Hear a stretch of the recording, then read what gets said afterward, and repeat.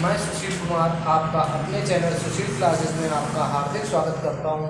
आज हम बात करते हैं कक्षा 10 के नागरिक शास्त्र के एक चैप्टर जन संघर्ष और आंदोलन। पहले तो हम ये जानने की कोशिश करते हैं जन संघर्ष और आंदोलन क्या होते हैं। जन संघर्ष मतलब होता है इसका जनता द्वारा किया जाने वाला संघर्ष। जनता द्वारा किया जाने वाला संघर्ष जन संघर्ष कहलाता है। तो हम बात करते हैं आज जन संघर्ष के विषय में। हम पहले इसके लिए हमें जानना जरूरी होगा लोकतंत्र क्या होता है। पिछले टॉपिक में हमने आपको लोकतंत्र के विषय में बताया था। अब हम आज फिर से लोकतंत्र के विषय में बात करते हैं। तो लोकतंत्र होता क्या है? लोकतंत्र एक ऐसी व्यवस्था है जिसमें जनता अपने शासकों का चुनाव स्वयं करती है। स्वाभाविक है जब जनता अपने स्वाभाविक है जनता जब अपने शासकों का चयन स्वयं करेगी तो उस प्रक्रिया को हम लोकतंत्र कहेंगे। तो जनता, हम देखते हैं हमारे यहाँ प्रति 5 वर्ष में इलेक्शन होता है, चुनाव होता है। उस चुनाव के माध्यम से जब हम जनता को अपने प्रतिनिधियों को चुनते हैं, विधानसभा में भेजते हैं, और जब लोकसभा का चुनाव होता है तो हम अपने प्रतिनिधियों को चुन करके लोकसभा केंद्र दिल्ली सरकार के लिए बनाने के लिए भेजते हैं। जो पार्टियां हमारे यहाँ पर अपने मुद्दों को लेकर के, अपनी विचारधारा को लेकर हमारे पास आते हैं और जनता उनके विचारधारा के आधार पर वोट करके अपने प्रतिनिधियों के रूप में चुनती है।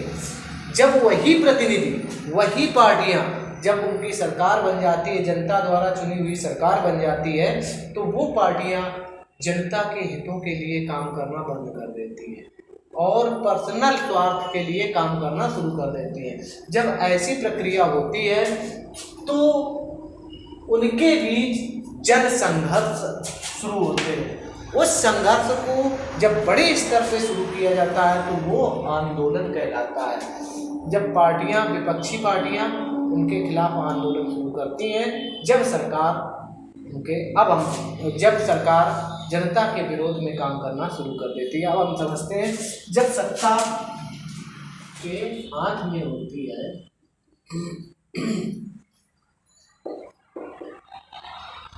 जब सत्ता एक पार्टी के हाथ में होती है तब जो है एक पार्टी, जब इलेक्शन होता है स्वाभाविक ही दूसरा प्रतिपक्ष जरूर होगा। जब प्रतिपक्ष होता है तो प्रतिपक्ष जो होता है वही प्रतिपक्ष हमारा जो है जनता के हितों के लिए काम करने का वादा कर देती है ताकि दूसरे समय में वो चुनकर सत्ता में आ जाए। तो जो प्रतिपक्ष होती है, विपक्ष जिसको हम बोलते हैं, विपक्ष होता है वो किसकी बात करता है? जब ये पार्टियां सत्ता अपने हाथ में होती है जिन शक्तियों लोकतंत्र में, तो वो जब पार्टियां जनता के हितों को नज़रअंदाज करने लगती हैं, हितों को ध्यान में नहीं देने लगती हैं, तब विपक्ष उनकी मांगों को, जनता की मांगों को उठाता है,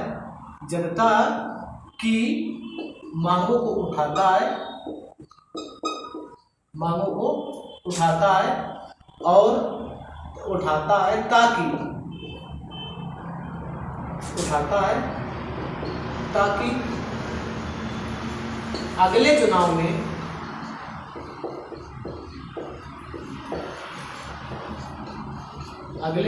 में वह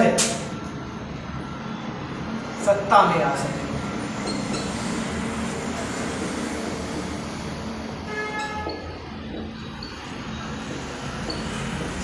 सके। इसलिए वह अपनी जनता की मांगों को उठाता है और जनता की मांगों को उठाकर अगले चुनाव में वो सत्ता में आ सके, ऐसा प्रयास करता है।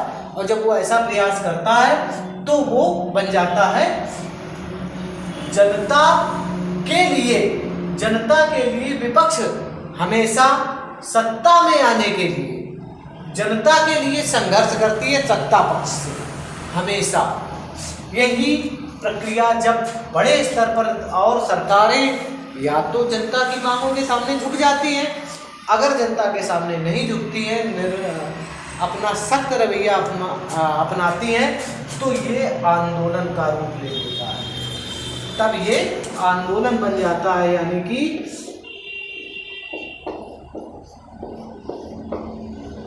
आंदोलन यानी कि बड़े पैमाने पर किसी का, जब सरकार का विरोध, सरकार की नीतियों का विरोध, जब सरकार की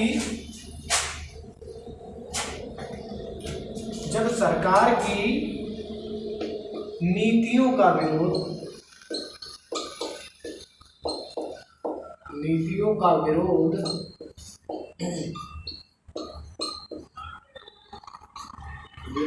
बड़े पैमाने पर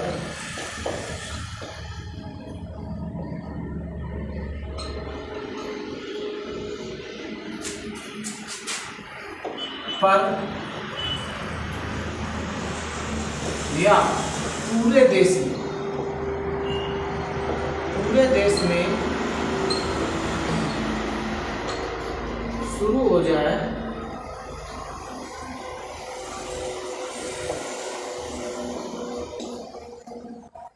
तो उसे आंदोलन कहा जाता है।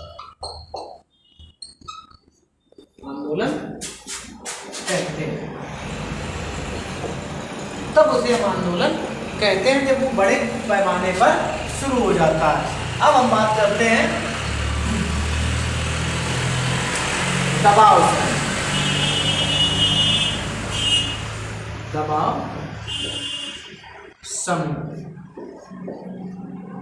समूह क्या होते हैं? दबाव समूह वो संगठन होते हैं, एक ऐसा संगठन जिसका राजनीति से कोई लेना देना नहीं होता, जो राजनीतिक सरकार पर, यानी जो लोकतंत्र की जरिए सत्ता की जो पार्टी होती है, सत्ता जिसके हाथ में होती है सरकार, यानी जो ऐसा समूह, जो कुछ लोगों का ऐसा समूह जो सरकार पर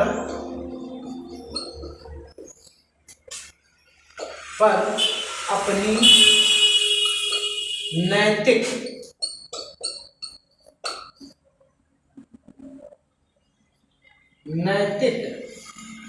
मांगों को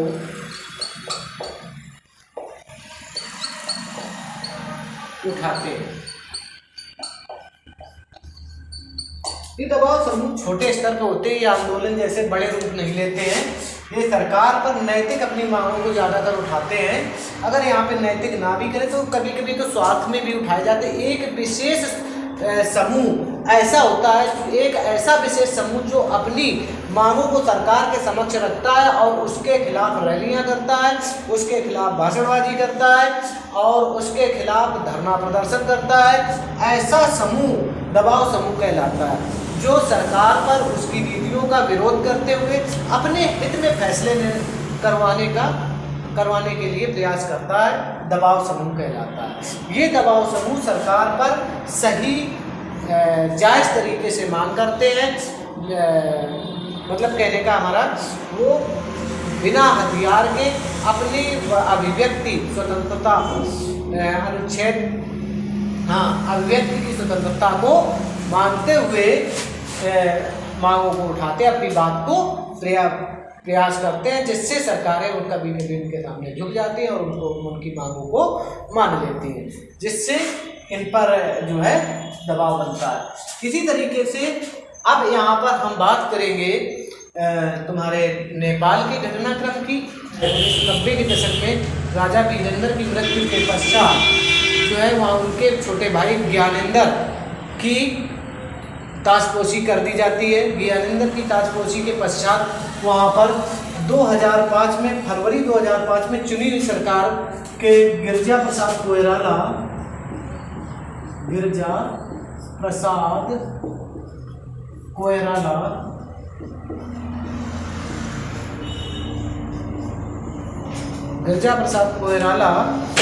के जो है सरकार को अपदस्थ करके वो स्वयं पूरी सत्ता अपने हाथों में ज्ञानेंद्र अपने हाथों में ले लेते हैं। जब ज्ञानेंद्र अपने हाथों में सत्ता ले लेते हैं तो फिर वहाँ पर अप्रैल में ले लेते हैं सत्ता अपने हाथों में। और जब अप्रैल में सत्ता हाथों में ले लेते हैं, जैसे ही सत्ता अपने हाथों में लेते हैं वहाँ पर जन आंदोलन शुरू हो जाता है। विपक्षी पार्टियाँ उस समय सबसे ज़्यादा थी, ये तुम्हारी 7 पार्टी अलायंस सबसे बड़ी पार्टी थी उस समय। 7 पार्टी अलायंस जो थी सबसे बड़ी पार्टी के रूप में नेपाल में सक्रिय थी। अतः उसने जो है 7 पार्टी अलायंस ने वहाँ पर 4 दिन बंद का आह्वान करती है, लेकिन जब वो आह्वान सफल नहीं होता है, पूरी तरह से 4 दिन बंद रहने के बाद सरकार अपने वादों से नहीं झुकती है, तब वो बंद अनिश्चितकालीन बंद में बदल जाता। और वो वहाँ काफ़ी आखिर नेपाल में ज्ञानेंद्र सिंह जो थे, ज्ञानेंद्र प्रसाद थे, उन्होंने शाही सेना को जनता विद्रोहियों के खिलाफ उतार देते हैं। और काफ़ी समय संघर्ष के बाद अंततः 24 अप्रैल को 5 लाख आंदोलनकारियों के सामने आखिरकार सरकार झुक जाती है।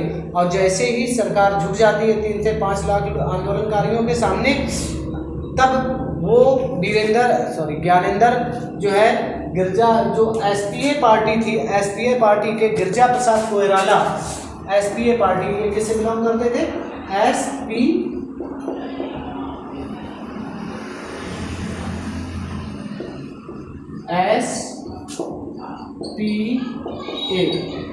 एसपीए पार्टी के से बिलोंग करते थे। इनको गिरजा प्रसाद कोइराला को बुलाकर इनमें सहमति पत्र दिखाते हैं और गिरजा प्रसाद कोइराला को बुलाकर सत्ता इनको 24 अप्रैल 2006 को ज्ञानेंद्र सौंप देते हैं। जैसे ही ज्ञानेंद्र इनको सत्ता सौंपते हैं, इसके बाद हम देखते हैं कि माओवादियों और गिरजा प्रसाद कोइराला की पार्टी एसपीए के बीच जो है कुछ राजनीतिक असहमति बनती है। अब असहमतियों के कारण असहमतियाँ होती हैं, तो उन असहमतियों को समाप्त करने के लिए इनमें मीटिंगों का दौर चलता है, जो 2008 तक चलता है। 2008 में आखिरकार ये फिक्स किया जाता है कि इनमें सहमति बन जाती है और राजतंत्र को पूरी तरह से समाप्त करके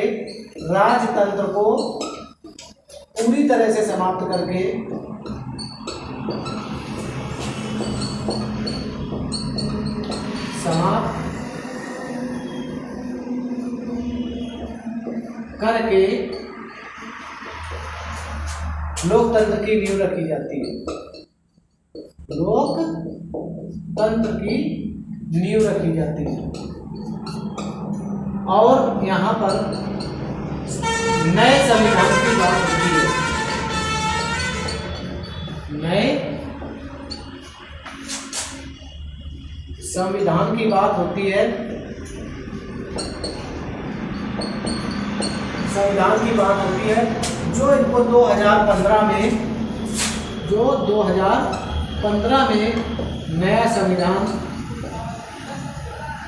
को ये लागू करते हैं, लागू कर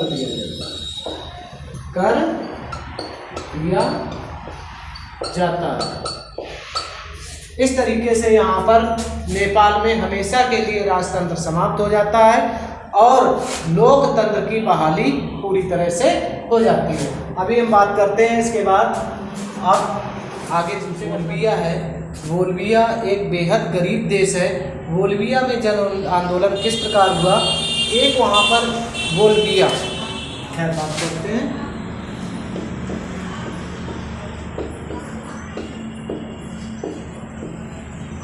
बोल्विया लैटिन अमेरिका का एक बहुत ही गरीब देश है। यहाँ के एक कोचबम्बा शहर जो था, ये कोचबम्बा शहर था,